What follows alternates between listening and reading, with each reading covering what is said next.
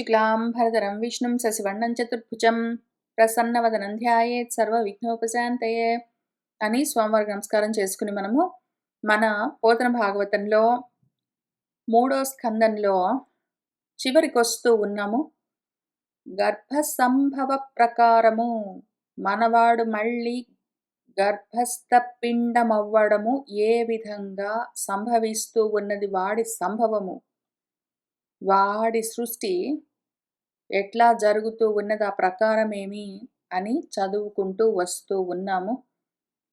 వాడు ఆ పురుగుల గుంటలాగా ఉన్న మలమూత్రాలతో రక్తంతో వాటితో నిండి ఉన్న ఒక గర్తలో ఉంటాడు. చాలా బాధపడుతుంటాడు, ఏడుస్తుంటాడు, మాటి మాటికి నిట్టూరుస్తుంటాడు. ఇంకా చివరికి వాడు చేతులెత్తి నమస్కారం చేసుకుంటూ ఇంకా పెద్ద స్తోత్రాలన్నీ స్తుతులన్నీ మొదలు పెడుతూ ఉంటాడు అన్న చోట మనం పోయిన వారము ఆపాము. ఇక్కడ దీనరక్షకుడైన పుండరీకాక్షుడు ఈ గర్భ నరకం నుంచి నన్ను విముక్తుణ్ణి చెయ్యాలి, నేను ఇంకేమీ చెయ్యలేను, నమస్కారం మాత్రం చేస్తాను, ఒకవేళ బతికి బయటపడ్డానంటే మాత్రము శమధమాదులతో కూడి ఎట్లా ఈ శరీరంలో నుంచి బయటపడాలి అని ఆ శరీరంలో ఉండి అందులో ఏమైనా కొంచెము జ్ఞానదీపం అంకురిస్తే ఆ పురాణ పురుషుణ్ణి చూస్తాను, నిరీక్షిస్తాను అని వాడు మొదలు పెడతాడు స్తుతులు. ఇప్పుడు నేను పోయిన వారము చదివాను ఈ వచనము ఇదే పద్ధతిలో, మళ్ళీ ఇప్పుడు అదే పద్ధతిలో చదివాను. నేను చదివిన నా టోన్కైనా, ఆ పద్ధతికైనా, ఆ మాటలకైనా, ఆ భావం పట్టుకునైనా మీ మనసులో కొన్ని ఆలోచనలు ఈ పాటికే కలిగి ఉండాలి. ఒకవేళ మీకు కొన్ని విషయాలు ఇప్పటికే గుర్తుకొచ్చునుంటే, వేరే వాటితోటి కనెక్షన్ తెలిసుంటే సరే, నన్ను ఫాలో అవుతూ ఉండండి. ఒకవేళ వేరేవి ఇంకేమీ గుర్తు రాలేదంటే నేను చెప్తూ ఉంటే పోనీ ఇప్పుడైనా గుర్తొస్తుంది, ఈ విధంగానైనా నన్ను ఫాలో అవుతూ ఉండండి. చదువుతూ ఉన్నదాన్ని దేనికి దానికి ఇంతకుముందు తెలుసుకున్న వాటితో కలుపుకుంటూ వెళ్ళడము, డాట్స్ కనెక్టింగ్ చేస్తూ వెళ్ళడం అత్యవసరం మనకు. ఇదే విధంగా కడుపులో ఉండి ఆ తాపం తట్టుకోలేక చేతులెత్తి నమస్కారం చేస్తూ స్తుతులు చేస్తూ నన్నిందులో నుంచి బయటపడే దీన రక్షకుడు ఎవడైనా ఉన్నాడా, నన్ను కాపాడేవాడున్నాడా, నా కోసం ఎవరైనా వస్తాడా అని అడుగుతూ ఉంటే అప్పుడు ఇంకిక్కడ ఎందుకంత గ్యాప్ ఇచ్చానంటే గుర్తొచ్చిందేమో మీకు చూద్దామని. అప్పుడు ఇంకా ఆ తాపంతో ఆ గర్భము కాలిపోతూ ఉంటే అందులో నుంచి బయటపడేయడం కోసము, ఆ తాపాన్ని తగ్గించడం కోసము అక్కడ పుండరీకాక్షుడు అంగుష్టమాత్ర శరీరుడై కనిపిస్తాడు. చక్రాన్ని గిరిగిరా తిప్పుతూ వచ్చి ఆ బ్రహ్మశిరోనామకాస్త్రము ఆ గర్భస్థ పిండాన్ని దహించి వేస్తూ ఉంటే ఆపుతాడు. అప్పుడు ఆ గర్భస్థ పిండము చేతులెత్తి నమస్కారం చేసి, నేను బయటపడ్డానంటే శమధమాదులతో, జ్ఞానంతో ఈ పురాణ పురుషుడెవరు, నన్ను కాపాడిన పుండరీకాక్షుడెవరు అని ఆలోచించుకుంటూనే పుట్టి, ఆ తర్వాత అదే పనిగా అంతటా ఎక్కడున్నాడు, నాకు ఆ కడుపులో కనిపించిన వాడు ఎక్కడున్నాడని నిరీక్షిస్తూ, పరీక్షిస్తూ పరీక్షిత్తుగా మారి మనకు ఈ మొత్తం భాగవతానికి మూలమయ్యాడు. ఆయన కథే మనందరి కథ, ఆయన కథే ఇక్కడ చెప్తూ ఉన్న కథ, ఆయన కథే మనకు గజేంద్ర మోక్షంలోని కథ, అంతా అదే కథ. మనము కూడా ఇదే పద్ధతిలో చేస్తాము. మనము కూడా గర్భంలో ఉన్నప్పుడు ఇట్లానే జ్ఞాపకం తెచ్చుకుంటాము. మనం కూడా మళ్ళీ జన్మ తెచ్చుకున్న సమయంలో ఈ బాధలన్నీ తట్టుకోలేక అప్పుడన్ని జ్ఞాపకాలొస్తాయి. వచ్చినప్పుడు తట్టుకోలేక దుఃఖంతో ఒకవేళ నేను బయటపడ్డానంటే మాత్రం, ఇదిగో శమధమాదులతో ఈ శరీరంలో ఉంటే ఉన్నాను. జ్ఞానం తెచ్చుకుంటాను. ఆ పురాణ పురుషుణ్ణి తెలుసుకుంటాను అని చెప్పుకుంటాం మనము. అందరము చెప్పుకున్నాం. ఇక్కడ కూర్చున్న మనందరము ఇదే విధంగా మనము స్తుతి చేసుకున్నందుకే ఇక్కడికొచ్చి కూర్చున్నాం. అప్పుడేం జరిగింది? ఈ రకంగా గర్భవాసం చేస్తూ చివరికి వస్తూ ఉన్న సమయంలో జ్ఞానం అంకురించి ఆ తాపము తట్టుకోలేకుండా ఉన్న సమయంలో ఎందుకు అంటే ఆ బ్రహ్మశిరసి నామకాస్త్రం ఉంటుందొకటి. సృష్టి అన్న అస్త్రము. ఆ సృష్టి అన్న ఆయుధము. ఆయుధం అంటే ఉపాధి అంటే శరీరం అని అర్థము. దేహము. అది తగులుకుంటుంది. అది చాలా తపింపచేస్తుంది. కడుపులో నుంచే మొదలవుతుంది ఈ సృష్టి మనల్ని బాధ పెట్టడము. తాపత్రయాలతో మనము దుఃఖించడం అక్కడి నుంచే మొదలవుతుంది. ఇంకా అప్పుడు మనకి ఏడుస్తూ ఉన్న సమయంలో ఆ జ్ఞానము అంకురిస్తుంది. పరీక్షిత్‌కి వాళ్ళ అమ్మగారు ఉత్తరాదేవి గర్భంలో ఉన్నప్పుడు అశ్వత్థామ వేసిన ఏవో బాణాల వల్ల కలిగిన అగ్నుల వల్ల దేహము దహించుకుని పోతూ ఉంటే కృష్ణ పరమాత్ముడు వచ్చి అదిగో సుదర్శన చక్రాన్ని తీసి వదిలితే దాంతో ఆ అగ్నులు చల్లారి వీడికి కొంచెం జ్ఞానోదయం కలిగింది గానీ పుట్టిన తర్వాత మర్చిపోయాడు. ఆ తర్వాత ఏం జరిగింది? మనవాడు నిరీక్షించేవాడు, పరీక్షించేవాడు మన పరీక్షిత్ ఏం చేశాడు? 2 పరీక్షిత్తులుగా మారే అవకాశం ఉంటుంది. ఒక్క పరీక్షిత్ భారతంలో పరీక్షిత్‌గా మారిపోవచ్చు. అదే పరీక్షిత్ భాగవతంలో పరీక్షిత్‌గా మారొచ్చు. భారతంలో పరీక్షిత్ కర్మ మార్గంలోకి వెళ్ళిపోతాడు వాడు. అందరికీ ఈ అవకాశం ఒకటి ఉంటుంది. కడుపులో ఉండగానే వాళ్ళకి ఎంతో కొంత అశ్వత్థామ అంటే ఎవరు?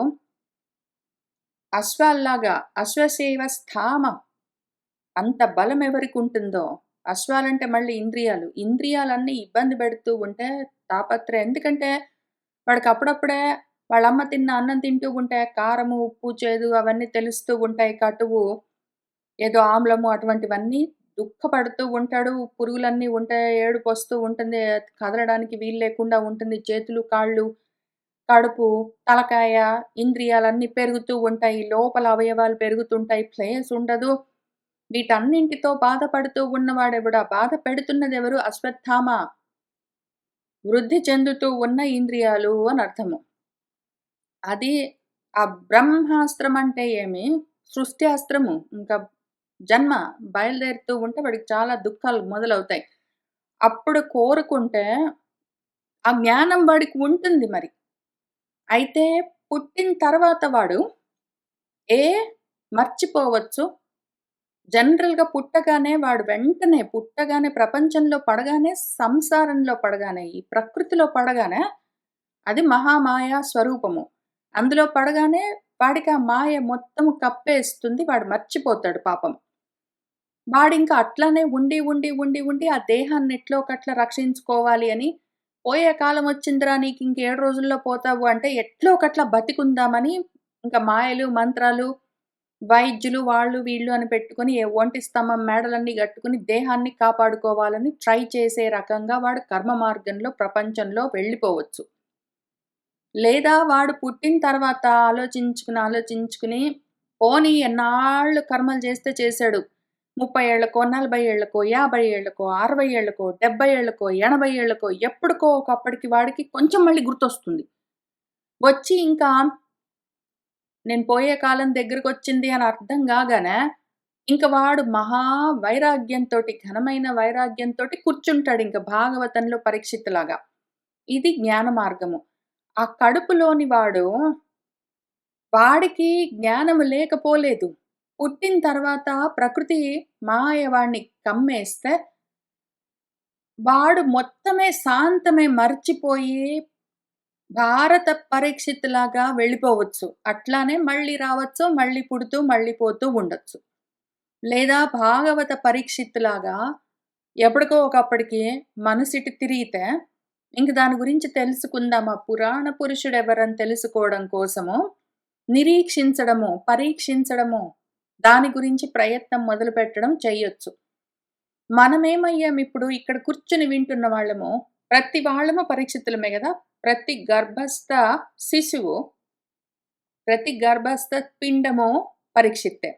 ఇప్పుడు మన చుట్టూ ఉన్న చాలా మంది భారత పరీక్షితులైపోతారు. చాలా భాగము నేనెవరన్న ఆలోచన లేకుండా, ఆ జ్ఞానం ఎక్కడెక్కడో మిణుకు మిణుకు అని తెలుస్తూ ఉంటుంది. దాన్నింక పట్టించుకోరు. వాళ్ళు ఒకవేళ అది మనసులో కలుగుతున్నా కూడా కర్మలున్నాయన్న కోరికతో వాడు ఏదో వస్తుందన్న ఆశలతో ఏమో చేసుకుంటూ తిరుగుతూ వాడు అట్టటట్టట వెళ్ళిపోయిన వాళ్ళు చాలా మంది ఉంటారు. భారత పరీక్షితులే మన చుట్టూ ఉంటారు. చాలా మంది ఉంటారు. మన ఇంట్లో గూడా ఉంటారు.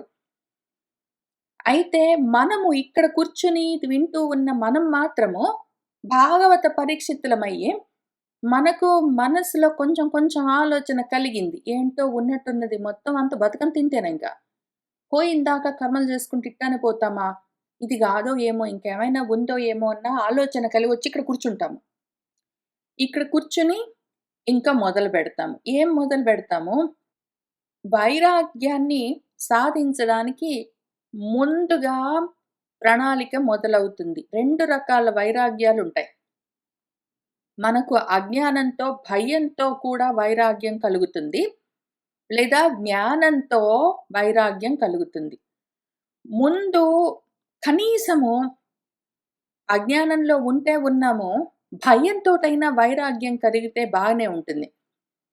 అవి చాలా అవకాశాలుంటాయి. భయంతోటైనా సరే మనకు వైరాగ్యం కలిగేందుకు అవకాశాలు చాలా ఉంటాయి. ఒకటేంటంటే, ఇదిగో ప్రసవం జరుగుతూ ఉన్న సమయంలో, ప్రసూతి సమయంలో డెలివరీ అవుతూ ఉన్నప్పుడు, ఆ సన్న మలమూత్రాలు విసర్జించే ప్రదేశం నుంచి, మూత్రావయవం దగ్గర నుంచి ఆ సన్న ప్రదేశంలో నుంచి ఒక పెద్ద పిండము బయటికొస్తూ ఉన్నప్పుడు, అందులో నుంచి రక్తాలు, మూత్రాలు, మలాలు ఎన్నైనా బయటకొస్తూ ఉంటాయి. చాలా అసహ్యంగా ఉంటుంది. మావితో పాటు కలిసి చాలా జుగుప్స కలిగించే పరిస్థితి. చూస్తూ ఉన్న వాళ్ళకి చాలా అసహ్యం కలగొచ్చు. అసల ఆ బిడ్డను కంటూ ఉన్న తల్లికి గూడా వద్దురా ఇంకొకసారి ఇటువంటి వేదన అని ఆమెకు గూడా అనిపించొచ్చు. కానీ ఏంటంటే వెంటనే వీళ్ళందరికీ ఆ మాయ కప్పుతుంది. మళ్ళీ మర్చిపోతారు వెంటనే. అమ్మో! ఇంకొకసారి మాత్రం నాకు బిడ్డలొద్దు. ఇంత యాతన, ఇంత బాధ నేను భరించలేను అని అనుకుంటూనే మళ్ళీ వెంటనే మర్చిపోవడం, మళ్ళీ గర్భం తెచ్చుకోవడం, మళ్ళీ మొదలుపెట్టుకోవడం ఇట్లానే ఉంటుంది. మిగిలిన వాళ్ళకి గూడా అంతే పరిస్థితి. కాక గర్భంలో ఉన్న పిండానికి గూడా ఇట్లానే ఆలోచన కలుగుతుంది. వద్దురా దేవుడా! నాకీ గర్భ నరక వాసం ఒద్దు ఇంకా అని అనిపిస్తుంది. కానీ ఆ భయానికి, బాధకి, దుఃఖానికి, తాపానికి అప్పటికప్పుడు టెంపరరీగా అర్జెంట్‌గా అదొచ్చినా గూడా ఆ వైరాగ్యము అజ్ఞానంతో, భయంతో కలిగింది గాబట్టి అదెక్కువగా నిలబడదు. అట్లానే శ్మశాన వైరాగ్యం గూడా ఎవరైనా చనిపోతూ ఉన్నప్పుడు గూడా అంతా ఇంతే గదా! అని అనిపించొచ్చు. కానీ మళ్ళీ వెంటనే మాయ కమ్మేస్తుంది. ఆ మోహం పట్టుకుంటుంది. ఇంక మళ్ళీ మర్చిపోతారు. మళ్ళీ వీళ్ళు ఎల్లకాలం ఇట్లానే ఉంటారని, ఉండాలని కోరుకుంటుంటారు. ఆ చనిపోయేవాడు గూడా మరణయాతన, మరణ వేదన అనుభవించి, ఇంకొకసారి మాత్రం నేను ఇటువంటి జన్మల్లోకి రానని అనుకుంటూ కూడా పోయి మళ్ళీ అవే జన్మల్లోకొస్తాడు వాడు. మూడో రకము పురాణ వైరాగ్యం అని ఒకటుంటుంది. పురాణాలు వింటూ ఉంటే, ఇదిగో పురాణాల నిండా ఇట్లా భయపెట్టి చెప్తూ ఉంటే, ఎక్కువగా దాన్ని పెంచి పోషించి ఎంత బీభత్సంగా జెప్తారంటే బ్రతుకు గురించి, చావు గురించి, వాటి గురించి, పుట్టుక గురించి, అమ్మో! వద్దు ఇట్లాంటి జన్మ వద్దు, ఇట్లాంటి చావు వద్దు అని అప్పటికప్పుడు అనిపిస్తుంది పురాణం వింటే. కానీ వెంటనే మళ్ళీ మాయ కప్పేస్తుంది. లేదా అసలు ఈ పురాణాలు వింటే వినబుద్ధి గాకుండా ఉంటాయి గాబట్టి పురాణాల మీదే విరక్తి పుట్టొచ్చు. పురాణం విని మనకు బతుకు మీద, చావు మీద వైరాగ్యం వస్తే వచ్చింది, పోతే పోయింది గానీ, అసలు పురాణమే వినబుద్ధి గాకుండా చెప్తారు గాబట్టి ఒక్కొక్కసారి విషయాలు, పురాణం పైనే అసలు వైరాగ్యం వచ్చి, వినబుద్ధి గాకుండా దానికి దూరంగా ఉండే అవకాశం గూడా ఉంటుంది.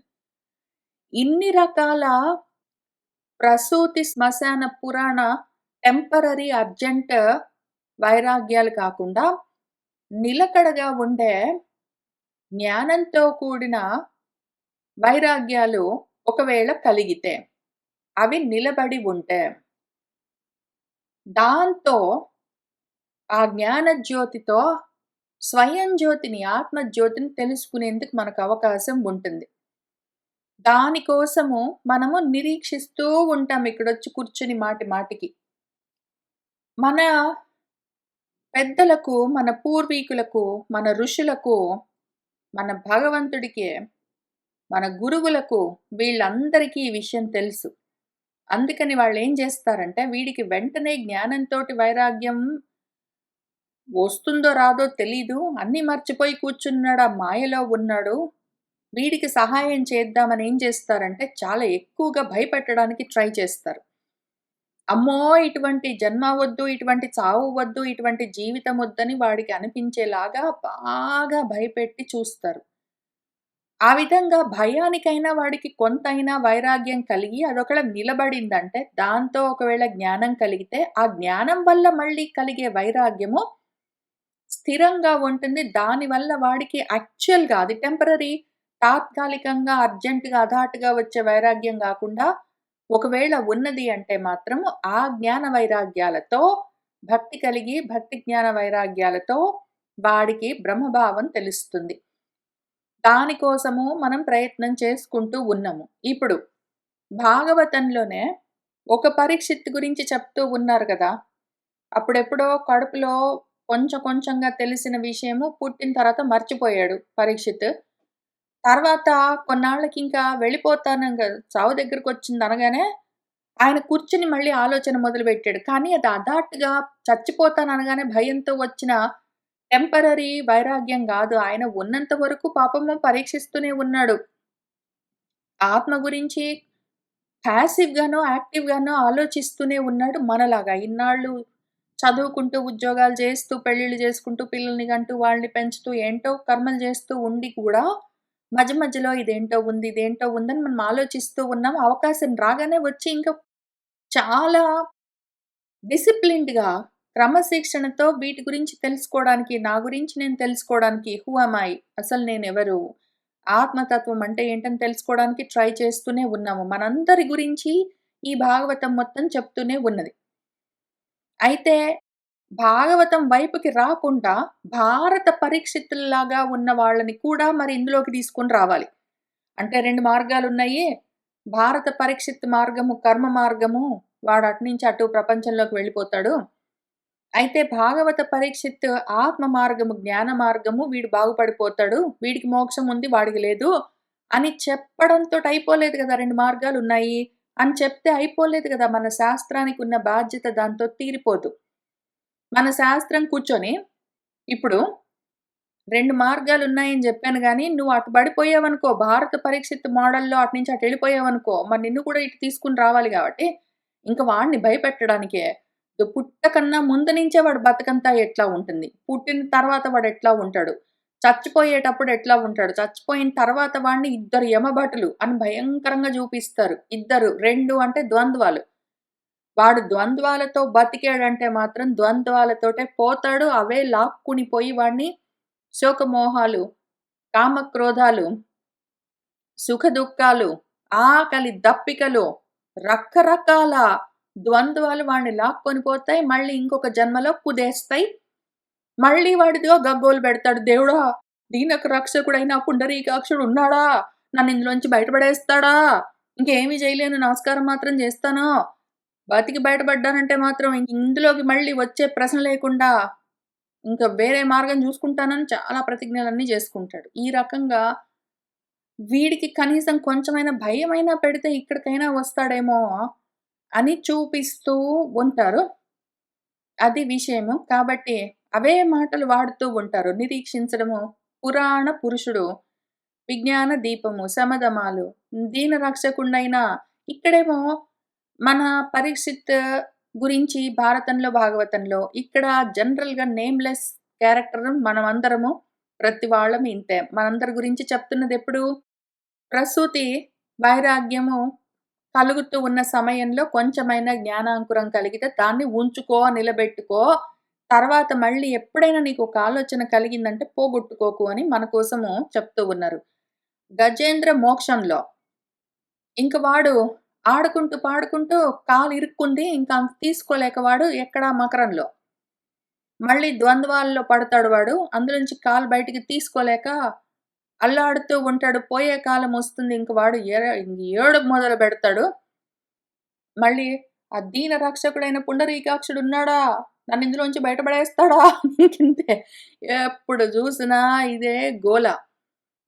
అసలు మన కథలు, మన గురించి కథలు, కథలుగా ఎట్లా చెప్తూ ఉంటారో, వాళ్ళు ఎన్ని కథలైనా చెప్పనివ్వండి.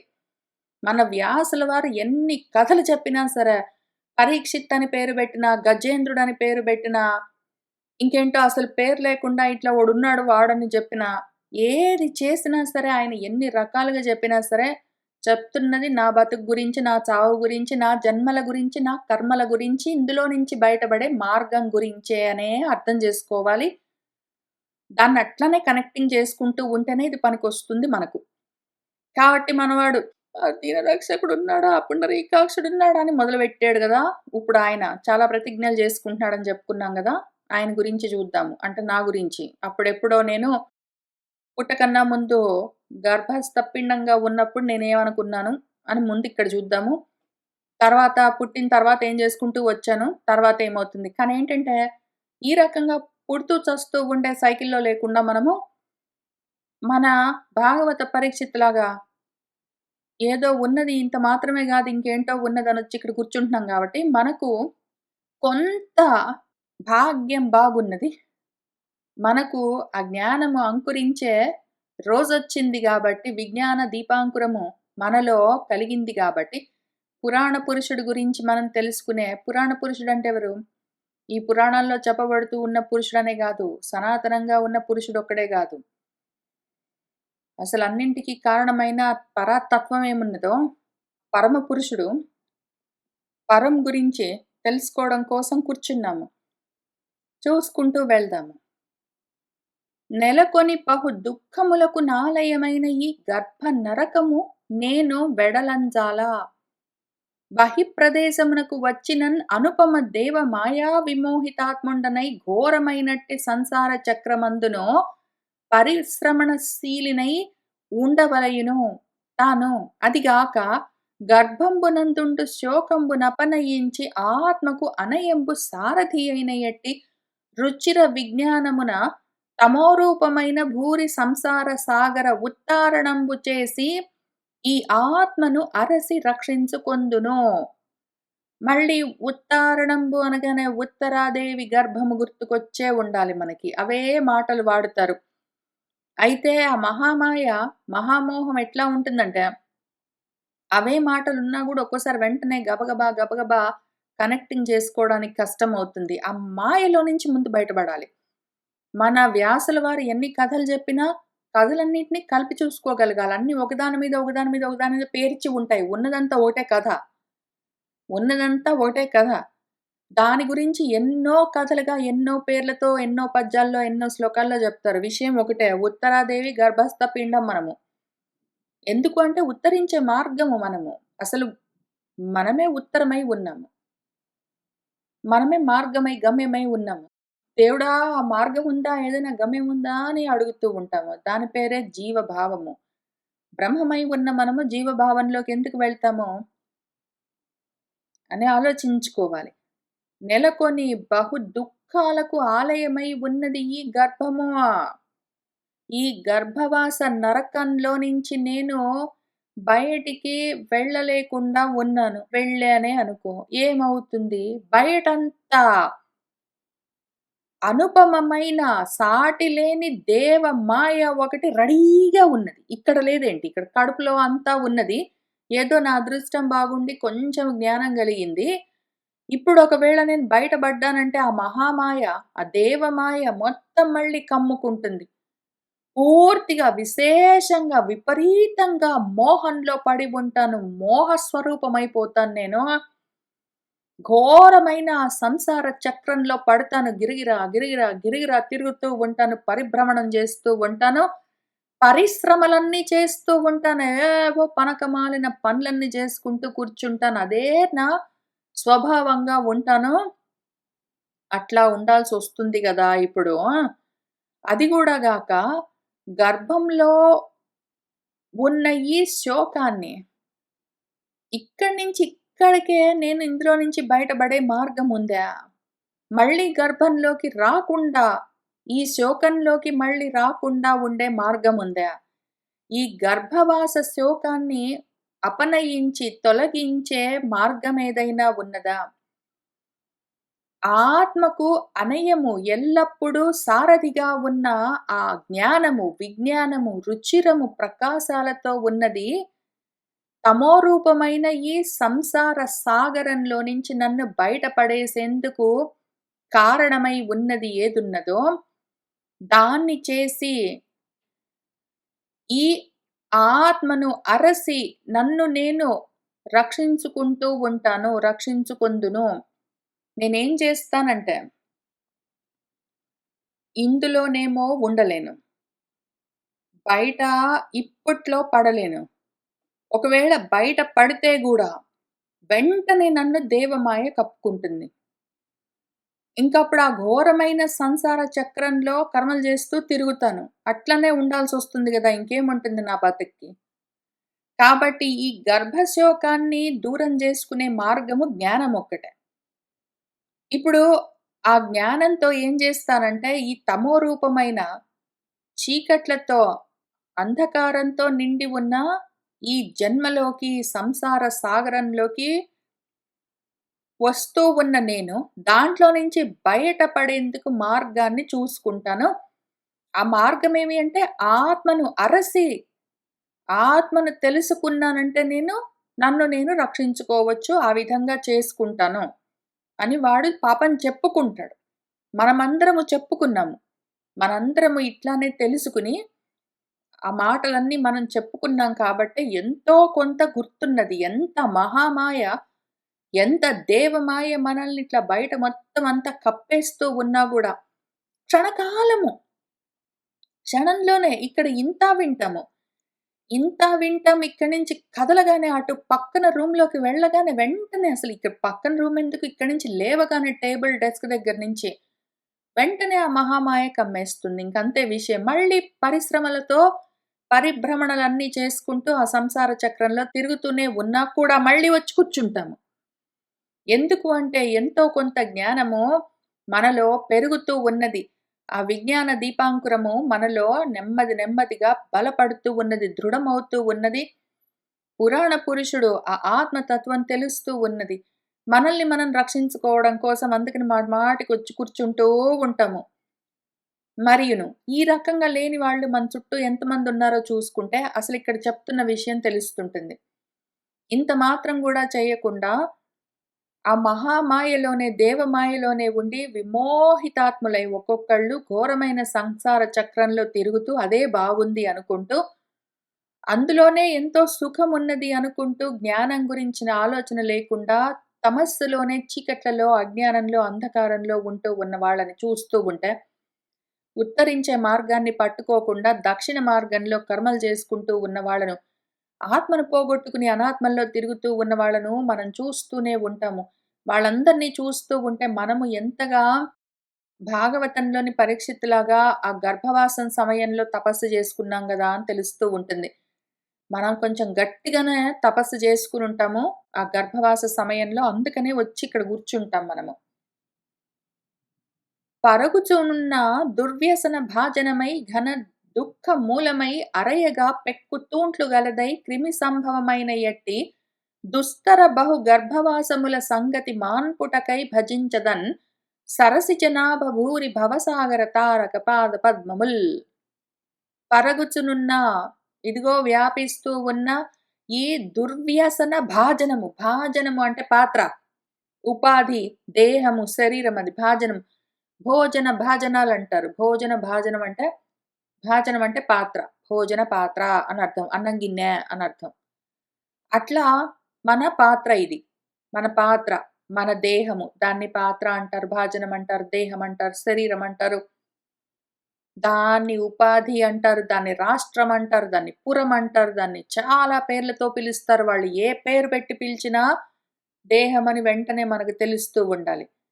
ఈ పాత్ర దాన్ని శరీరం అని ఎందుకు పిలుస్తారు అంటే సీర్యతే ఇతి అని అది శిథిలమైపోతుంది. ఏదైనా సరే, ఏ దేహమైనా సరే శిథిలమైపోతుంది గాబట్టి దాన్ని శరీరం అని పిలుస్తారు.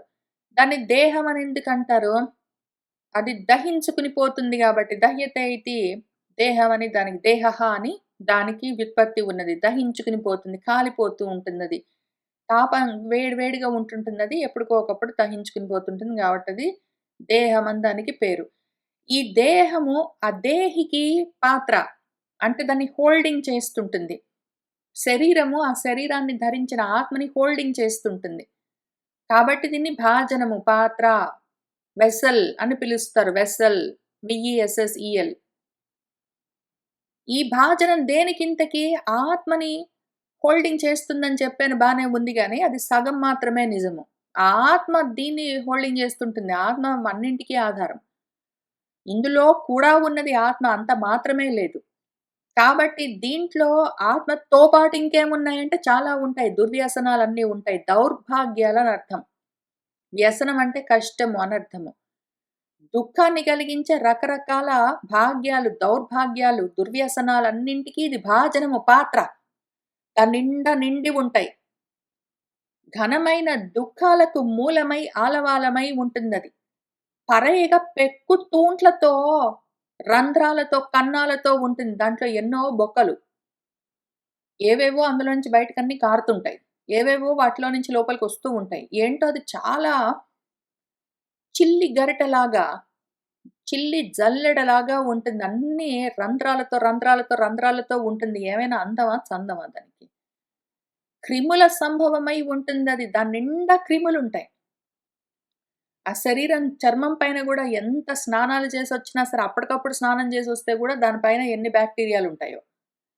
ఇంకా రకరకాల ప్రదేశాల్లో ఎన్ని రకాల క్రిములన్నీ ఉంటాయో, కళ్ళకి కనిపించేవి, కనిపించనివన్నీ లోపలెన్నుంటాయో, బయటెన్నుంటాయో, చుట్టూ ఎన్నుంటాయో, అటువంటి దుస్తరము తరింపరాని అని అర్థము. దుస్తరము. తరించడానికి వీల్లేని దాటరాని బహుగర్భవాసముల సంగతి మాన్పుటకై ఇంకా ఇటువంటి గర్భవాసాలు ఎన్ని తగలడ్డాయో నా అందానికి, నా దౌర్భాగ్యానికి, ఇటువంటి దౌర్భాగ్యాల పాత్ర క్రిమి సంభవమై రకరకాల కన్నాలతో, రంధ్రాలతో, చిల్లులతో ఉన్న ఈ శరీరము దాన్ని తెచ్చే జన్మ, అందుకోసం ఉండే ఈ గర్భవాసము, వీటితో సంగతి అంటే సాంగత్యం కూడి ఉండడాన్ని మాన్పుటకై ఆ కనెక్షన్ కట్ జేయడం కోసము సరసిజనాభుడి యొక్క భూరి అత్యధికమైన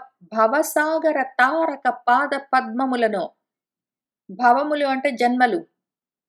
ఈ జన్మలన్న సాగరము, సంసార సాగరాన్ని తారకము తరింపచేసేది, దాటించేసేదేదున్నదో అటువంటి పాద పద్మాలు కలిగిన పంకజనాభుడున్నాడు. ఆయన పాదాలున్నాయి. వాటిని పట్టుకుంటాను నేను. వాటిని భజించదంటే వాటిని చేరుతాను. ఆత్మను చేరానంటే అనాత్మలో సంగతి నాకు మానుతుంది. అట్లా ప్రయత్నం చేసుకుంటానని వాడికప్పుడు ఆలోచన కలిగింది. నాకప్పుడు ఆలోచన కలిగింది గాబట్టే మళ్ళీ ఇక్కడొచ్చి కూర్చున్నాను. నాకా ఆలోచన కలగ్గానే భాగవత పరీక్షిత్తుకు శుక మహర్షి కలిగినట్టు నాకు కూడా ఇటువంటి బ్రహ్మజ్ఞానులందరూ, జగద్గురువులందరూ కలిగారు. వాళ్ళు నన్ను కూర్చోబెట్టుకొని ఇదిగో ఇట్లాంటి ఉపదేశాలన్నీ చేస్తూ ఉన్నారు. కాబట్టి నాకిది తరుణోపాయం. నాకొక్కదానికే కాదు మళ్ళీ. నాకొక్కదానికే కాదు. గర్భవాసం చేసి, ఇదిగో ఇవన్నీ తెలిసి నేను అందులోకి బయటపడుతున్నాను. ప్రపంచంలో పడ్డానంటే మాయ కమ్ముకుంటుంది. అన్నీ మర్చిపోతాను. కానీ అయినా గూడా ఎంతో కొంత గుర్తున్నదంటే మాత్రం మిగిలిందంతా జ్ఞాపకం తెచ్చుకుంటానని అనుకున్నాం కాబట్టే ఇక్కడికొచ్చి కూర్చున్నాము. అని కృతనిశ్చయుడై ఏచిన విమల జ్ఞానియగుచు జీవుడు గర్భంబున వెడల నొల్లకుండన్ చనియడు నవమాసములును జననీ అంతన్. అమ్మా, ఆ రకంగా వాడు కృత నిశ్చయుడవుతాడు. ఒక గట్టి నిర్ణయం తీసుకుంటాడు పాపము. ఏచిన విమల జ్ఞాని అవుతాడు వాడు. అంతకంతకు వృద్ధి చెందుతూ ఉన్న నిర్మలమైన జ్ఞానంతో ఉన్నవాడవుతాడు. వాడికి ఆ డెలివరీ టైం వచ్చిన దాకా కూడా ఈ జ్ఞానం ఇంకా పెరుగుతూ ఉంటుంది వాడిలో. ఎందుకు అంటే సుదర్శన చక్రాన్ని చూస్తాడు. మన పరీక్షిత్ ఏం చూశాడు? ఉత్తరాగర్భంలో ఉత్తరించిపోవాలి అన్న ఆలోచన వాడికి కలిగినప్పుడు ఆ ఉత్తరాగర్భంలో వాడేమి చూశాడు? సుదర్శనాన్ని చూశాడు. సుదర్శనము ఆత్మ దర్శనం చేస్తాడు వాడు ఆ సమయంలో.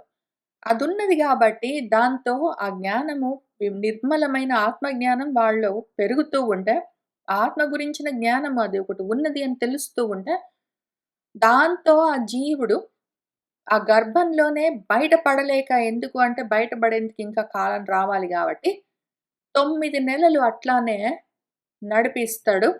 9 నెలలు ఈలోగా గడిచిపోతాయి. ఇంకప్పుడేం జరుగుతుందంటే, దశమ మాసంబున వానిని అధోముఖున్ గావించిన ఉచ్ఛ్వాస నిశ్వాసంబులు లేక ఘన దుఃఖ భాజనుండు విగత జ్ఞానుండు రక్తదిగ్ధాంగుండు అయి విష్టాస్థ క్రిమియునున్ బోలే నేలన్బడి ఏడ్చుచున్ జ్ఞానహీనుండై జడుడునున్ బోలే ఉండి అంతా నిజ భావానభిజ్ఞులగు ఇతరుల వలన వృద్ధిన్ పొందుచు అభిమతార్థంబులను చెప్పనేరక అనేక కీట సంకులంబైన పర్యంకంబునందు శయానుండై అవయవంబులు కండూయమానంబులైన గోకనేరక ఆసన ఉద్ధాన గమనంబులన్ అసక్తుండై తన శరీర చర్మంబు మసక మత్కుణ మక్షికాదులు పొడవ క్రిములచే వ్యధన్బడు క్రిమియునున్ బోలే దోదూయమానుండై రోదనంబు చేయుచు విగత జ్ఞానుండై మెలంగుచు శైశవునందు తత్తత్ క్రియానుభవంబు గావించి పౌగండ వయస్సున తత్తత్ అనురూపంబులగు అధ్యయనాది దుఃఖంబులను అనుభవించి తత్ అనంతరంప యవ్వనంబు ప్రాప్తంబైన అభిమతార్థ ఫలప్రాప్తికి సాహసపూర్వకంబులగు వృధాగ్రహంబుల చేయుచు కాముకుడై పంచమహాభూతారబ్దంబగు దేహంబునందు పెక్కుమారులు అహంకార మమకారంబులు చేయుచు తత్ అర్థంబులైన కర్మంబులాచరించుచు సంసారబద్ధుడగుచు దుష్పురుష సంగంబున శిష్ణోదర పరాయణుండై వర్తించుచు అజ్ఞానంబునం చేసి వర్ధిష్యమాన రోషుండగుచు తత్ఫలంబులగు దుఃఖంబులనుభవించుచు కాముకుండై నిజ నాశంబునకు హేతువులగు కర్మంబులను ప్రవర్తించుచునుండునో మరియునో 10 నెలలకు 9 నెలలు అట్లా గడిచిపోతాయి. తర్వాత 10వ నెల వస్తే వాడి ముఖాన్ని కిందికి తిప్పుతుంది ఆ ప్రకృతి కడుపులోనే. ఇంకా ఉచ్ఛ్వాస నిశ్వాసలు తగ్గుతాయి. ఎందుకంటే వాడిని ఆ ప్రసవ గాలులు, ప్రసూతి వాయువులు వాడిని కిందికి తోయడానికి రెడీ అవుతూ ఉంటాయి. ఘనమైన దుఃఖభాజనుడవుతాడు. పాపం వాడికి దుఃఖపాత్రుడవుతాడు వాడు. వాడికి ఎంత దుఃఖం వస్తుంటుందో ఇంకప్పుడు. ఇంక మొత్తం జ్ఞానం అంతా విగతము. మొత్తం గతమైపోయింది. ఇంక ఆవిరైపోయింది ఈ గోలలో. ఆ డెలివరీ టైంలో వాడినింక ప్రకృతి తల కిందికి తిప్పుతుంది. అక్కడి నుంచి కిందికి తోయడానికి అది రెడీ అయితుంటుంది ప్రకృతి ఒకవైపు. ఇంకా రకరకాల కాంట్రాక్షన్స్ అన్నీ తయారవుతాయి. తల్లి కడుపులో మొత్తం రకరకాల కండరాలన్నీ బిగుసుకోవడం, రకరకాలుగా మార్పులను తోయడానికి సిద్ధమవుతూ, ఈలోగా ఊపిరి గూడా వాడికి ఆడకుండా ఉంటుంది. సన్నటి రంధ్రంలో నుంచి బయటికి రావాలి. వాడికి ఉక్కిరి బిక్కిరి అవుతూ ఉంటుంది. ఈ గోలలో మనవాడు కాస్త పాపం కొంత ఏదో తపస్సులాగా లాస్ట్ కొన్ని నెలలు, కొన్ని వారాలు చేసుకున్నాడు జ్ఞానార్జన. అది మొత్తం అంతా టపీమని మాయమైపోతుంది, ఆవిరైపోతుంది గోలకి, హడావిడికి. రక్త దిగ్ధాంగుడు మొత్తం వాడి శరీరం అంతా రక్తం పులుముకొని ముందే విష్టాస్త్ర క్రిమిలాగా, విష్టం అంటే మలము, మలంలో ఉన్న క్రిమి, పేడ పురుగులాగా వాడు నేల మీద పడతాడు. ఏడుస్తూ తయారవుతాడు ప్రపంచంలోకి. జ్ఞానహీనుడై ఉంటాడు. వాడికసలు ఏ జ్ఞానము ఉండదు. ఉన్నది కాస్త మొత్తం అంతా ఆవిరైపోయింది. జడుడిలాగా ఉంటాడు వాడు. ఇంకా అక్కడ ఎక్కడ పడేస్తే అక్కడే ఉంటాడు వాడు. ఎక్కడ పెడితే అక్కడే ఉంటాడు. ఎక్కడ పెడితే అక్కడే ఉంటాడు. కదలడానికి గూడా రాదు వాడికి. అడగడానికి రాదు. చూడ్డానికి రాదు. మాట్లాడడానికి రాదు. తల నిలబెట్టడానికి రాదు. ఏమీ రాదు. అయోమయంగుంటాడు వాడు.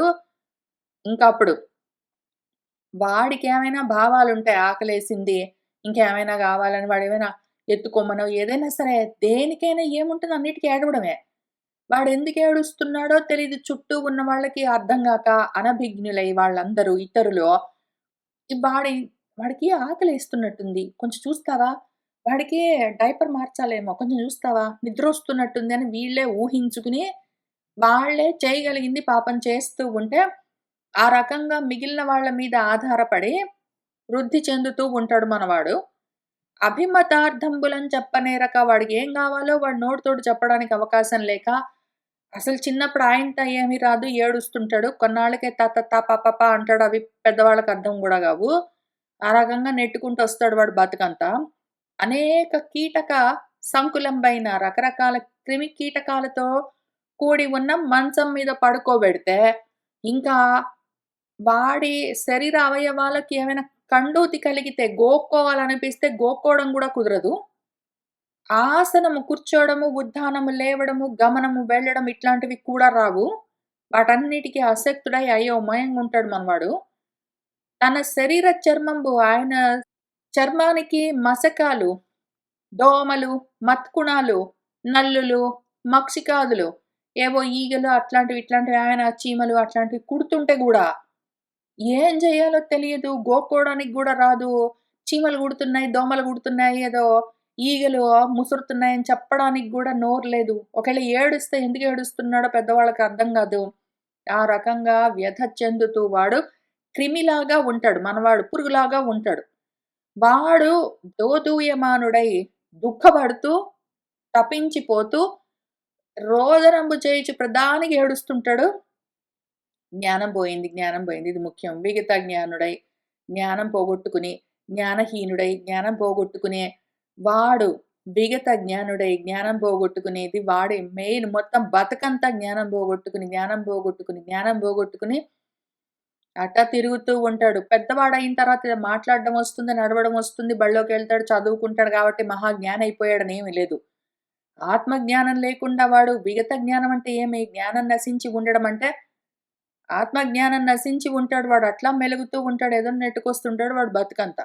ఆ రకంగా శైశవము శిశువుగా ఉండడం అయిపోయిన తర్వాత అమ్మయ్య ఒకటయిపోయిందనుకుంటే వెంటనే నెక్స్ట్ తత్తత్ క్రియానుభవంబు కావించి ఇంకా శైశవ దశలో శిశువుగా ఉన్నప్పుడు ఏవేవో ఉంటాయి మరి వాటి అనుభవాలన్నట్ట ఉంటాయి. వాటిని అనుభవిస్తూ పావుగండ వయసుకొస్తాడు పాపం నెమ్మదిగా. ఏదో బాల్యావస్థకొస్తాడు. ఇంక లేస్తుంటాడు, దూగాడడం, అడుగులేయడము. ఇంక ప్రతిదానికి వీళ్ళకి పెద్దవాళ్ళకి అదో ముద్దు. ప్రతిదానికి అదో అందం అనుకుంటారు. వాడి ప్రాబ్లమ్స్ వాడికుంటాయి పాపం చెప్పడానికి నోరు లేకుండా. దానికి అనురూపమైన పావుగండ వయస్సుకి సరిపోయిన ప్రాబ్లమ్స్ వాడికి అప్పుడు మళ్ళా ఉంటాయి. వాడికి ఈ బాల్యావస్థలో శైశవమే నయం యాక్చువల్‌గా.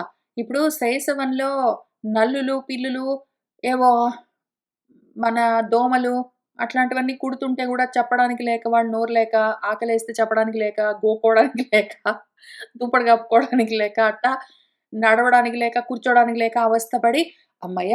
నేను పెద్దవాడినయ్యాననుకో, 3, 4 ఏళ్ళొచ్చాయంటే, ఇంకా హాయిగా నా అంతట నేను నడవచ్చు, నా అంతట నేను అన్నం బెట్టు అని అప్పప్పనో, అత్తతనో అనొచ్చు అని వాడనుకుంటే, కొంచెం పెద్దవాడై వాడికి అమ్మమ్మ, తాత అని అనడం వచ్చిందనగానే బడిలో జాయిన్ చేపిస్తారు పెద్దవాళ్ళు. అమ్మ! వీళ్ళతోటి తలకాయ నొప్పి. నాకొద్దురా ఈ చదువంటే, ఆహా! అధ్యయనాది దుఃఖాలంతా ఇంత గాదు.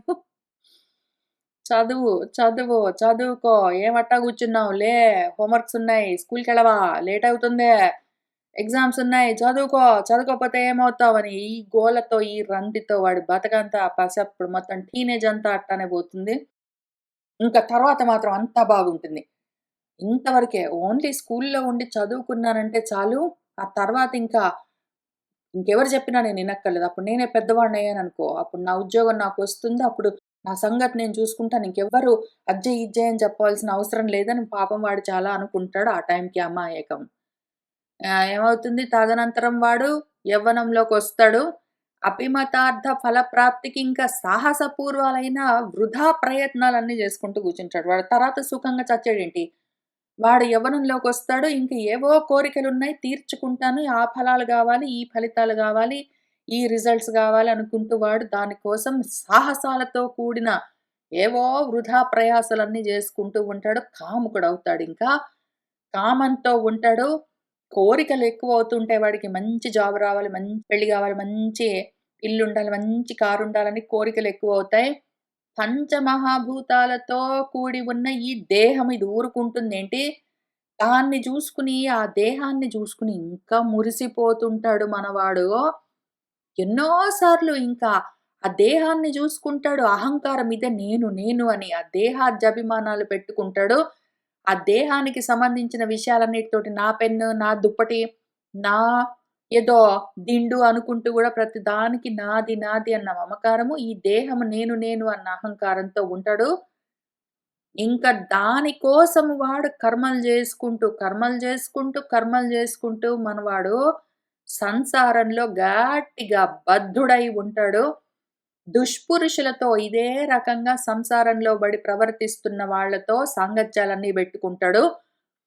అంటే ఆ కారండి ఈ మధ్యన ఈవీ కారొచ్చింది చాలా బాగుంది అనుకుంటూ ఇంక వీటి గురించే మాట్లాడుతుంటాడు. ఆత్మ గురించిన ఆలోచన మాత్రం ఉండదు వాడికి. రెండుంటాయి వాడికి. శిశ్నము, ఉదరము ఇంకింతే రెండే 2. ఉదరపరాయణుడు ఎంతసేపు పొట్టగూటి కోసం ప్రయత్నాలు జేసుకుంటాడు. అది గాగానే వెంటనే శిశ్నము ఇంక బిడ్డల్ని కనడం కోసము కోరికలు.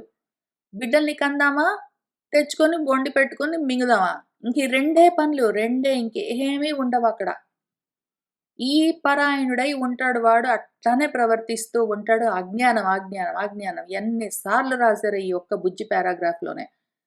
ఈ అజ్ఞానంతోటి వాడు ఈ అజ్ఞానంతోటి ఏమవుతుంది నెక్స్ట్ వాడు కామాత్ముడవుతాడు గదా! కామం కాగానే ఏమవుతుంది మనకి వెంటనే కోపం.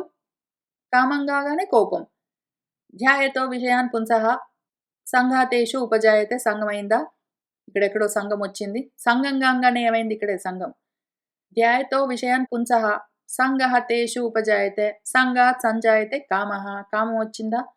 కామాత్ క్రోధోభిజాయతే అది గూడా వచ్చేసిందా? ఇంక అంతే వాడు కిందికెళ్ళిపోతూ ఉన్నాడు. ఆత్మనాశనం చేసుకుంటూ, ఆ ఫలాలన్నీ అనుభవిస్తూ, దుఃఖాలన్నీ అనుభవిస్తూ, కాముకత్వంతో కోరికలు, కోరికలు, కోరికలు ఏదో కావాలి వాడికి. ఎంత ఉన్నా తీరదు. వాడి ఆత్మ నాశం కోసము ఎక్కడికొచ్చాము? మళ్ళీ చెప్పుకుందామా మొత్తం పద్యాలు 2 ఉన్నాయి.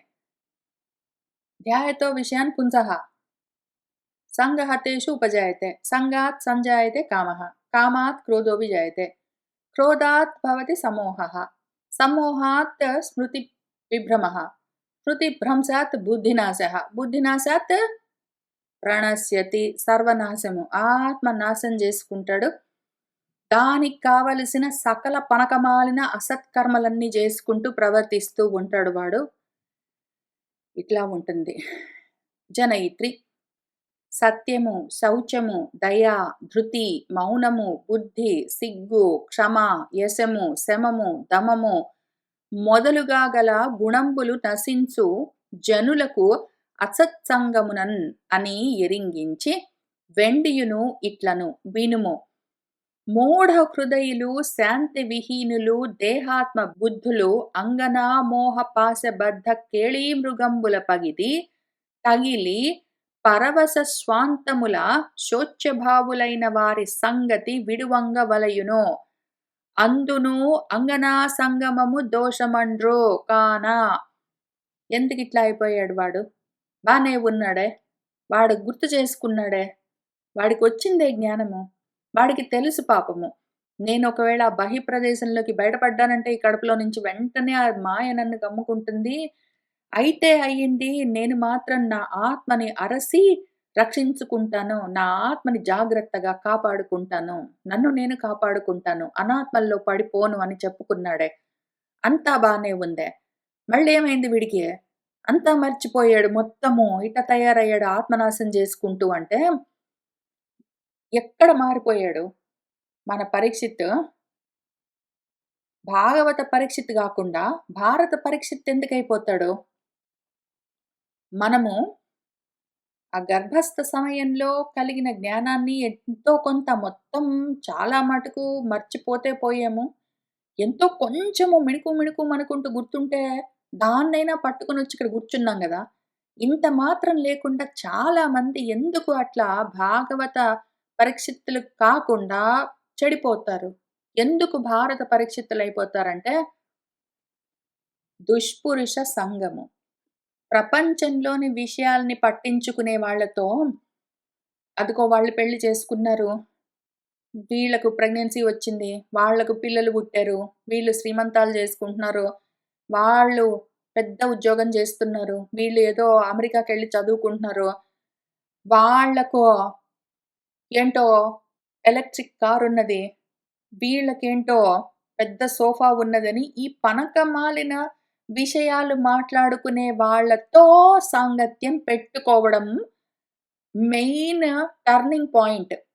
ఇటువంటి సాంగత్యం పెట్టుకుంటే మాత్రము వాడసలే సంసార బద్ధుడై ఉన్నాడు, జ్ఞానం పోగొట్టుకొని ఉన్నాడంటే, దాంతో పాటు సంసారంలో ఉన్న విషయాలు మాట్లాడే వాళ్ళతోటే వాడు సాంగత్యం పెట్టుకొని పొద్దస్తమానము పార్టీలు అనుకుంటూ, వీకెండ్స్‌లో కలిసి తిరగడం అనుకుంటూ, ఏదో గెట్ టుగెదర్స్ అనుకుంటూ, బ్లాక్ పార్టీస్ అనుకుంటూ, అనవసరమైన సాంగత్యాలతోటి వాటితోటే తిరిగాడంటే, ఆత్మాలోచనకి దూరమవుతాడు. అసతాలోచనలతోటే ఉన్నాడంటే ఆత్మాలోచన ఉండదు మరి. దాంతో వాడు ఇటెళ్ళిపోతాడు. దానివల్ల వాడు భారత పరీక్షిత్ అయిపోతాడు పాపం. వాడొకవేళ ఎప్పటికో ఒకప్పటికి ఎన్నాళ్ళో 30 ఇయర్సో, 40 ఇయర్స్, 50, 60, 70 ఎప్పటికో ఒకప్పటికి ఈ ప్రపంచంలోని ప్రాపంచికమైన విషయాలు మాత్రమే మాట్లాడే వాళ్ళతో మాత్రమే ఫ్రెండ్‌షిప్స్ కాకుండా, ఆత్మ గురించి ఆలోచన చేసేవాళ్ళు ఎవరైనా ఉన్నారా అని జూసుకొనొచ్చి, వాళ్ళతో సంఘం బెట్టుకుని మాట్లాడుకుంటుంటే అప్పుడప్పుడైనా, దాంతో వాడి మనసు ఇటు తిరుగుతుందప్పుడు భాగవత పరీక్షిత్ అయ్యేందుకు అవకాశం ఉంటుంది. కాబట్టి ఇది మాత్రము కీలకము. చాలా ముఖ్యమైన విషయం అమ్మా! చెప్తున్నాను విను. మనుషులకు జన్మించాడు గదా! జంతువు వాడు. జనుడు జన్మించిన వాడు. వాళ్లకు అసత్ సంగం ఉన్నదనుకో, అసత్ విషయాల గురించే పొద్దస్తమానం మాట్లాడుతూ ఉంటారనుకో, వాళ్ళతోనే వీళ్ళు సాంగత్యం పెట్టుకుని తగులుకుని ఉంటారనుకో.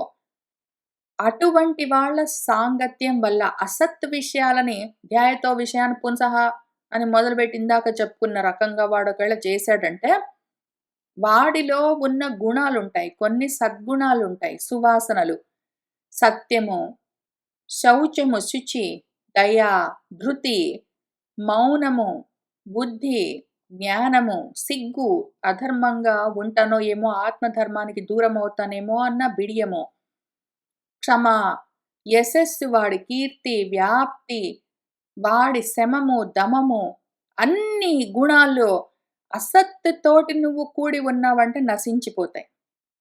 నువ్వు అసత్ విషయాలను పట్టుకున్నావంటే ఇవన్నీ నశిస్తాయి. ఎట్లా? నువ్వేదైనా ఒక అసత్ విషయం పట్టుకున్నావనుకో, నువ్వు పెద్ద జాబ్ జెయ్యాలి, బాగా డబ్బులు సంపాదించాలి, నేను చచ్చిపోయేసరికి అందరూ ఆహా! వీడు ఎంత గొప్పగా ధనం సంపాదించాడు, వీడు గదా అసలు బిలియనేర్ అని అందరూ నన్ను అనుకోవాలి అని ఒక అసత్ విషయంతోటి నువ్వు సంఘం పెట్టుకున్నావనుకో. ఆ రకంగా అందరికన్నా ఎక్కువ నువ్వు డబ్బులు సంపాదించాలంటే, సత్యంగా, ధర్మంగా సాధిద్దామంటే కుదరదు. ఒక్కొక్కసారి ఒక్కొక్కళ్ళకి ఒక్కొక్క మాట చెప్పవలసి వస్తుంది. నీ మనసులో ఒకటుంటే నువ్వొకటి అనవలసి వస్తుంది. అట్లా మాట మారిపోయే అవకాశం ఉంటుంది. కాబట్టి సత్యం చెడిపోతుంది. శుచి, శౌచం ఉండదు. అంటే త్రికరణాలు నీ మనసేమన్నదో అదే నీ మాటగా చెప్పాలి. దాన్నే నువ్వు చేతగా చెయ్యాలి. అది ఉంటేనే శౌచం అన్నప్పుడు, నువ్వు బాగా ఎక్కువగా ఏదో సాధించాలి ప్రపంచంలో అన్నప్పుడు శౌచం కుదరదు. మనసులో ఏదో పెట్టుకుంటావు. మాటగా హాహా నవ్వుకుంటూ మాట్లాడతావు. అవన్నీ చేయవలసొస్తుంది. లేదా దయ ఉండదు. పక్కన వాడికి తగ్గుతాయేమో, అందరికీ తలా కాస్త ఉండాలి గదా! అంతా నాకే ఉండాలి, నేనెందుకు ఉండాలి అన్న ఆలోచన కలగదు. ధృతి, ధర్మం ఉండదు. మౌనం ఉండదు. ఇంకేదో వాగవలసి వస్తుంది. ఎన్ని ఎక్కువ డబ్బులు కావాలంటే, ఎంత ఎక్కువ చదువుకోవాలి, ఎంత ఎక్కువ పదవి గావాలి, ఎంత ఎక్కువ అధికారం గావాలి, ఎంత ఎక్కువ పేరు ప్రతిష్టలు గావాలి, ఎంత ఎక్కువ పాపులారిటీ కావాలి, సెలబ్రిటీ స్టేటస్ కావాలని ఎంత, ఎంత, ఎంత అని నువ్వు కోరుకుంటున్నావంటే, అసత్ నువ్వు ఎంత కోరుకుంటావో అంతంతగా ఇవి తగ్గుతాయి నీలో. మౌనంగా ఎట్లా ఉంటావు? వాగవలసి వస్తుంది వాళ్ళతో, వీళ్ళతో. బుద్ధి కూడా తగ్గుతుంది. ఆ జ్ఞానము తగ్గిపోతూ ఉంటుంది. అసత్ జ్ఞానం పెరుగుతూ ఉంటుంది. సిగ్గు కూడా ఉండదు మరి. నువ్వు ఏది కోరుకుంటావో అది సంపాదించుకోవడం కోసం నువ్వు ఎన్ని పాట్లైనా పడతావు. క్షమ ఉండదు. సహనము, ఓర్పుండదు. యశస్సు నీ జ్ఞానము వ్యాప్తి చెందడము, మనసు, బుద్ధి విశాలమవ్వడం ఉండదు. కుంజించుకుని ఉంటావు నువ్వు. నేను, నేను అని ఆలోచిస్తావు. శమధమాలెందుకుంటాయి? దేహము, మనసు, ఇంద్రియాలు వీటిని నిగ్రహించడం ఉండదు. ఇంకా అవన్నీ పరిగెడుతూనే ఉంటాయి. అన్ని రకాల గుణాలు నీలో ఉండవలసినవన్నీ తగ్గిపోతాయి నువ్వు అసత్తును పట్టుకున్నావంటే మాత్రం. అని ఇంతవరకు చెప్పి ఆయన మళ్ళీ ఇప్పుడు ఈ విధంగా అంటూ ఉన్నాడు. అమ్మా విను. మూఢ హృదయులు, మనసులో మూర్ఖత్వం ఉన్నది అంటే, మూఢత్వం ఉన్నది, అజ్ఞానం ఉన్నది అంటే, అటువంటి వాళ్ళు శాంతి లేకుండా అశాంతితో ఉంటారు. వాళ్ళు అశాంతి పాలై ఉంటారు. శాంతి విహీనులు. వాళ్ళు దేహాత్మ బుద్ధులు.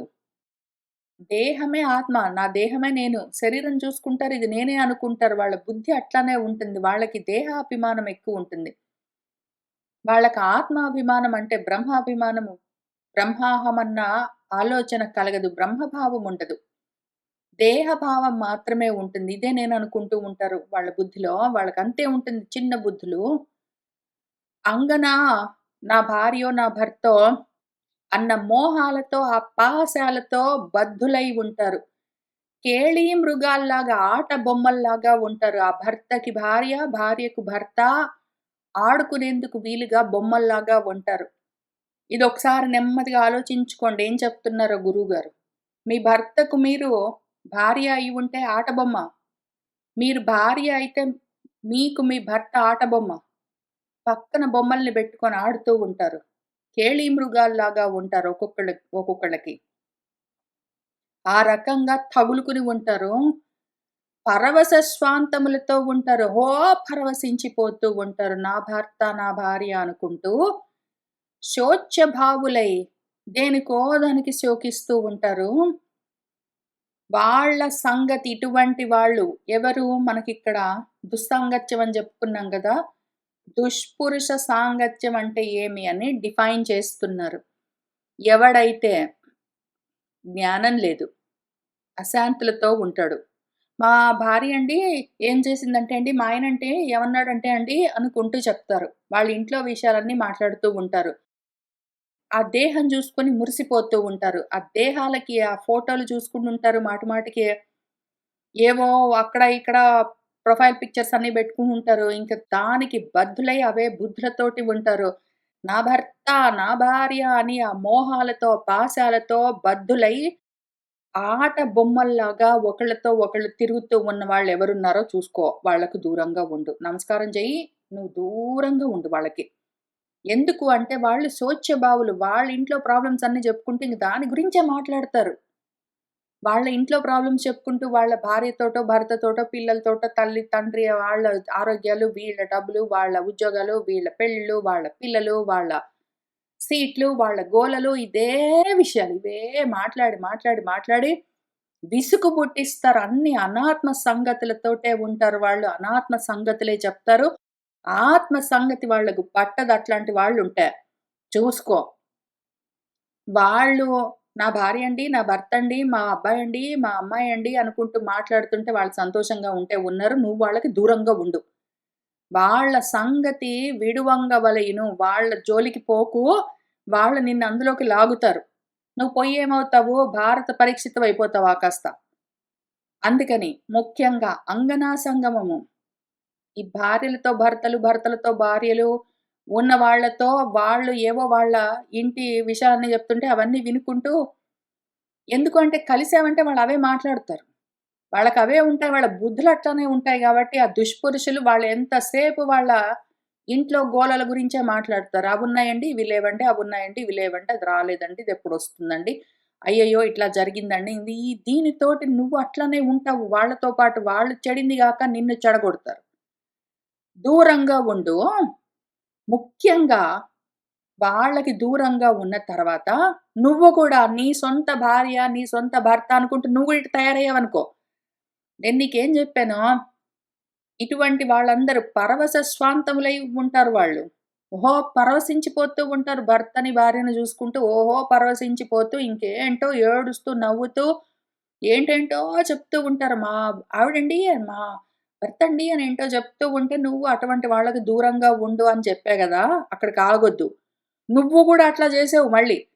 నా భర్త అనుకుంటూ నువ్వు భార్యవై, నా భార్య అనుకుంటూ నువ్వు భర్తవై ఏవో రకరకాలుగా నువ్వు వాళ్ళ మీద గూడా నీ భార్య మీదనో, నువ్వు భార్యాభర్తలు ఒకళ్ళ మీద ఒకళ్ళు ఇదిగో ఇట్లాంటి పిచ్చి మోహాలన్నీ పెంచుకుంటే వాళ్ళకి దూరంగా ఉండు అంటే, నువ్వు నీ భార్యతోటో, నీ భర్తతోటో నువ్వు అట్లా మోహాలలో ఉండమని గాదు. నువ్వు గూడా ఈ మోహంలో ఉండరాదు. అదసలు దోషము అంటారో కాబట్టి దూరంగా ఉండు, దూరంగా ఉండు. ఇటువంటి వాటన్నిటికి సంఘాలకి, అనాత్మ సాంగత్యాలకి దూరంగా ఉండు. ఆత్మకు తగులుకుని ఉండో అని ఆయన చెప్తూ ఉన్నారు. చెప్తూ ఒక కథ గూడా చెప్తూ ఉన్నారు. దీనికి ఒక ఇతిహాసంబు గలదు. తొల్లి ఒకనాడు ప్రజాపతి తన కూతురైన భారతి మృగీరూపధారిణి అయి ఉండన్ జూసి, తదియ రూపరేఖ విలాసంబులకు నోటువడి వశీకృతాంతరంగుడగుచు, విగతత్రపుండును అయి తానను మృగరూపంబు నొంది తత్ అనుధావనంబు హేయంబు అని తలంపక ప్రవర్తించన్ గావున, అంగనా సంగమంబు వలువదో అస్మదీయ నాభి కమల సంజాత చతుర్ముఖ నిర్మిత మరీచి ఉద్భూత కశ్యపాది కల్పిత దేవ మనుష్యాదులందు మాయాబలంబునన్ కామినీ జన మధ్యంబున విఖండిత మనస్కుండు కాకుండా పుండరీకాక్షుండైన నారాయణ ఋషికిందక్కన అన్యులకు ఎవ్వరికిన్ తీరదో అని వెండియును. ఇట్లనియే ఎందుకు దూరంగుండు, దూరంగుండు, దూరంగుండో అది దోషము. నా భర్త, నా భార్య అని బయలుదేరకో, అది మోహము, అది శోక్ష్యము. పైగా నువ్వొకవేళ నీ సంగతి నువ్వు జూసుకొని శాంతిగా ఉంటే, పక్కన వాడొచ్చి వాడి ఇంటి గోలంతా జెప్తుంటే, వాటన్నిట్లో తగులుకోకుపోయే దూరంగుండో అని ఎందుకు చెప్తున్నానంటే, ఎటువంటి వాళ్ళకైనా ఇది చ్యుతి మార్గము. జారిపోయేందుకు, చెడిపోయేందుకిది మార్గము. ఒక కథ చెప్తాను విను. ఒకానొక సమయంలో ప్రజాపతి బ్రహ్మదేవుడు ఆయన కూతురైన భారతిని చూసాడు. ఆమె ఆ సమయంలో ఏదో జింక రూపంలో ఉంటే, ఈయన గూడా చూసి ఆ రూపాన్ని, ఆ రూప సౌందర్యాన్ని చూసి, ఆ విలాసాన్ని వాటిని చూసి ఓటుపడి మనసు చెదిరిపోయి ఆయన ఓడిపోయి, వివశీకృత అంతరగుడు ఆయన మనసంతా వివశమయ్యి, విగతత్రపుడు సిగ్గు లేకుండా ఆయన గూడా ఒక జింక రూపాన్ని ధరించి, అట్లా తన కూతురైన భారతి జింక రూపంలో ఉంటే, తను గూడా జింక రూపాన్ని ధరించి వెంటపడి పరిగెత్తడము హేయము. చేయతగనిది అని తెలిసి కూడా దాని గురించి ఆలోచించకుండా ప్రవర్తించాడు. అట్లా ఉంటుంది. బ్రహ్మదేవుడికే తప్పలేదు. అట్లాంటి మహామాయ అన్నింటికన్నా ఎక్కువగా మోహాన్ని కల్పించేదేది? నా భర్త, నా భార్య అనుకున్నావంటే మాత్రం ప్రేమ అన్నా మహామోసమది. అందులో పడ్డవాడెవడు బాగుపడలేదు. బ్రహ్మదేవుడికే తప్పలేదు అటువంటి కాముకత్వము, మోహము. భర్తను చూసుకొని, భార్యను చూసుకొని ఆట వస్తువుల్లాగా ఆడుకుందామనుకుంటే, ఆ కాముకత్వంలో పడ్డావంటే నశించిపోతావో. అంగనా సంగమము ఆడవాళ్ళకి మగవాళ్ళు, మగవాళ్ళకి ఆడవాళ్ళు సంగమం కూడి ఉండడం అన్నది ఉన్నది అంటే మాత్రం నశించే మార్గం అది. నా నాభి కమలం నుంచి వచ్చిన చతుర్ముఖుడికే తప్పలేదంటే, ఆయన నుంచి వచ్చిన మరీచ్యాదులు, వాళ్ళ నుంచి వచ్చిన కశ్యపాదుల నుంచి వచ్చిన ఏదో వాళ్ళందరూ కలిసి కల్పించిన ఈ దేవతలు, మనుషులు వీళ్ళందరినీ ఆ మాయ మహాబలంగా కమ్ముకుని ఉంటుంది. ఈ మహామాయ అది ఎంత బలంగా ఉంటుందంటే, ఆడవాళ్ళ మధ్యలో ఉండి మగవాళ్ళు, మగవాళ్ళ మధ్యలో ఉండి ఆడవాళ్ళు ఎట్లా ఉన్నా గూడా మనస్సు ఖండితమవ్వకుండా, మనస్సు ముక్కలు చెక్కలైపోకుండా అది అఖండంగా నిలబడి ఉండడం అన్నది అందరికీ సాధ్యమయ్యే పని గాదసలు. అందరిని పుట్టించిన బ్రహ్మదేవుడికే కుదరలేదు. ఏదో ఒక పుండరీకాక్షుడు, నారాయణ ఋషి అటువంటి వాళ్లకు తప్ప, నారాయణ ఋషికి ఆ పుండరీకాక్షుడికి తప్ప ఇంకెవ్వరికీ కుదరదు. చాలా కష్టము. అటువంటి మనస్థితి ఎక్కడ ఉన్నా సరే మనసు నిలబడి ఉండడం అన్నది అందరికీ అంత సులువుగా వచ్చేది కాదు. కాబట్టి నువ్వింకా జాగ్రత్తగుండు. బయట భార్యతో, భర్తతో, పిల్లలతో, పీచులతో ఉండి వాటి గురించే మాట్లాడే వాళ్ళుంటే వాళ్ళకు దూరంగా ఉండు. ఇంట్లో నీ సొంత భార్యనో, నీ సొంత భర్తనో, వాళ్ళనో చూసుకొని మోహపడకు. నీ ఆత్మను నువ్వు పోగొట్టుకోకు. ఆత్మ రక్షణ చేసుకోవడం అత్యవసరము. లేకపోతే ఏమైపోతావు చూసుకో అని ఆయన ఇంకా చెప్తూ ఉన్నారు. తర్వాత పద్యం నుంచి మనం వచ్చే వారం కలిసి కూర్చొని చదువుకుంటూ ముందుకు వెళ్తాం. ఇవాల్టికి ఇక్కడికి ఆపుతున్నాను. సర్వం శ్రీకృష్ణ పరబ్రహ్మ పాదారవిందార్పణమస్తు.